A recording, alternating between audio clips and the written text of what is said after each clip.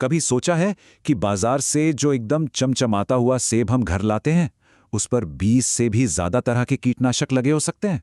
सुनने में अजीब लगता है ना? तो आज हम इसी बारे में बात करेंगे कि हमारे खाने में ये जो केमिकल्स छिपे हैं, वो हमारी सेहत पर आखिर असर कैसे और क्या करते हैं। तो सवाल बहुत सीधा सा है। जो सब्जियां हम खा रहे हैं उनमें सेहत है या जहर? और देखिए, ये सवाल सिर्फ डराने के लिए नहीं है, बिल्कुल नहीं। ये एक ऐसी सच्चाई है जिसके बारे में हम सबको पता होना चाहिए। तो चलिए मिलकर पता लगाते हैं कि हमारी सब्जियों के अंदर आखिर छिपा क्या है। तो चलिए शुरुआत करते हैं हमारी अपनी थाली के सच से। देखते हैं कि जो खाना हम रोज खाते हैं उसमें असल में क्या-क्या छिपा हो सकता है। देखिए, होता क्या है कि फसलों को कीड़ों से बचाने के लिए जो कीटनाशक इस्तेमाल होते हैं वो हमें अपनी आंखों से तो दिखते नहीं, लेकिन उनके अंश, उनका रेजिड्यू हमारे खाने पर चिपका रह जाता है। ये बिल्कुल एक अदृश्य दुश्मन की तरह है जिसका असर हमारे शरीर पर धीरे धीरे होता है। ठीक है, तो अब उन खतरनाक केमिकल्स की पहचान करते हैं जिनकी बात हम कर रहे हैं। कुछ मेन केमिकल ग्रुप्स हैं, उन पर ध्यान देंगे और समझेंगे कि ये आखिर हैं क्या। सबसे पहले बात करते हैं दो बहुत कॉमन कीटनाशक ग्रुप्स की, ऑर्गेनोफॉस्फेट्स और कार्बामेट्स। हाँ, मुझे पता है नाम थोड़े मुश्किल हैं, पर इन्हें बस ऐसे समझिए, ये वो केमिकल्स हैं जो सीधे कीड़ों के नर्वस सिस्टम पर हमला करके उन्हें खत्म कर देते हैं। इन केमिकल्स को न्यूरोटॉक्सिक कहते हैं। अब इसका सीधा साधा मतलब ये है कि ये हमारे दिमाग और नसों के लिए एक तरह का जहर हैं। अब खुद ही सोचिए, जो केमिकल कीड़े मकोड़ों के नर्वस सिस्टम को पूरी तरह से तबाह कर सकता है, वो हमारे शरीर पर भला कैसे असर नहीं डालेगा? असर तो होगा ही। अगले हैं ग्लाइफोसेट और फंगिसाइड्स। ग्लाइफोसेट ये एक बहुत ही आम वीड किलर है, मतलब खरपतवार नाशक। ये खेतों में जो फालतू के पौधे उग जाते हैं उनको खत्म करता है।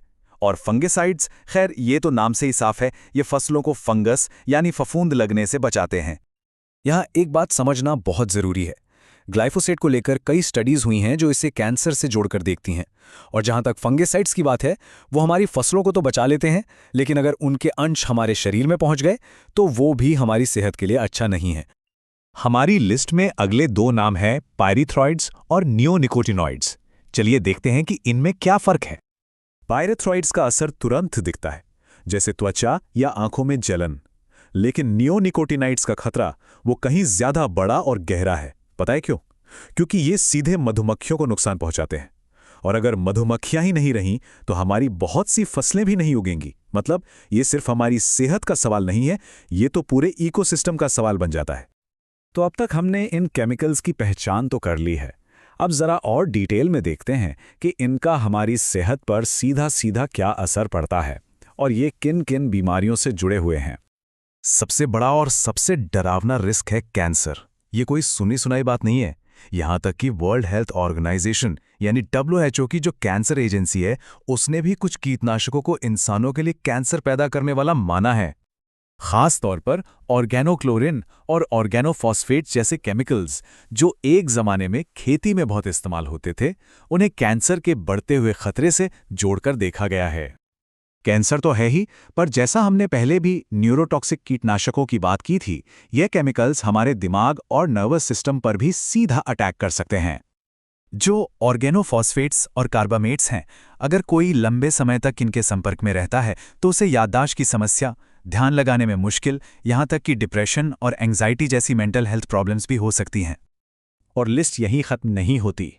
ये केमिकल्स हमारे हार्मोनल सिस्टम को भी गड़बड़ा सकते हैं, जिससे प्रजनन से जुड़ी समस्याएं पैदा हो सकती हैं। इसके अलावा स्किन और सांस की एलर्जी होना भी इनके संपर्क में आने का एक काफ़ी आम नतीजा है। तो हमने सेहत पर असर तो देख लिया।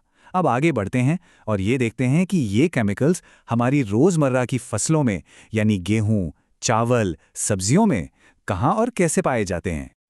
एक उदाहरण लेते हैं क्लोरपाइरिफॉस नाम के कीटनाशक का। इसे दुनिया के कई देशों में बैन कर दिया गया है। क्यों? क्योंकि स्टडीज में ये सामने आया कि बच्चों के दिमाग के विकास पर बहुत बुरा असर डालता है। ये एक ही उदाहरण काफ़ी है ये समझने के लिए कि इन रसायनों को कितना सीरियसली लेने की ज़रूरत है। अब ज़रा गेहूं को देखिए, जिससे हमारी रोटी बनती है। जैसा कि इस टेबल में दिख रहा है, इसे उगाने की प्रक्रिया में खरपतवार से लेकर फंगस और कीड़ों तक सबसे बचाने के लिए कई अलग अलग तरह के केमिकल्स डाले जाते हैं। और चावल के साथ भी कहानी कुछ अलग नहीं है। ये जानना बहुत ज़रूरी है कि हमारे जो मुख्य अनाज हैं, उन्हें हम तक पहुंचाने की प्रक्रिया में कितने सारे रसायन शामिल हो सकते हैं, भले ही उनकी मात्रा आखिर में बहुत कम ही क्यों न बचे। अच्छा, इतनी सारी जानकारी के बाद थोड़ा डर लगना या निराश होना स्वाभाविक है। लेकिन रुकिए, अच्छी खबर यह है कि हम कुछ ठोस कदम उठाकर इन खतरों को काफ़ी हद तक कम कर सकते हैं। तो चलिए अब बात करते हैं कि हम अपनी और अपने परिवार की सुरक्षा के लिए आखिर कर क्या सकते हैं। सबसे पहला और सबसे ज़रूरी काम, सब्जियों और फलों को खाने से पहले हमेशा अच्छी तरह धोएं। और सिर्फ पानी से नहीं, उन्हें बहते हुए पानी में हल्के हाथ से रगड़कर साफ करें। चाहे तो कुछ देर सिरके या नमक वाले पानी में भी भिगोकर रख सकते हैं। दूसरा, अगर मुमकिन हो और बजट में हो तो ऑर्गेनिक खाना चुनें। और तीसरा, उन किसानों और नीतियों का समर्थन करें जो सेफ और सस्टेनेबल खेती को बढ़ावा देते हैं। तो अगली बार जब बाजार से सब्जी खरीदें तो एक पल के लिए बस ये सोचिएगा कि स्वस्थ भोजन के लिए आपका अगला कदम क्या होगा, क्योंकि ये सिर्फ एक व्यक्तिगत पसंद का सवाल नहीं है, ये हमारे पूरे समाज की सेहत से जुड़ा एक बहुत ज़रूरी फैसला है।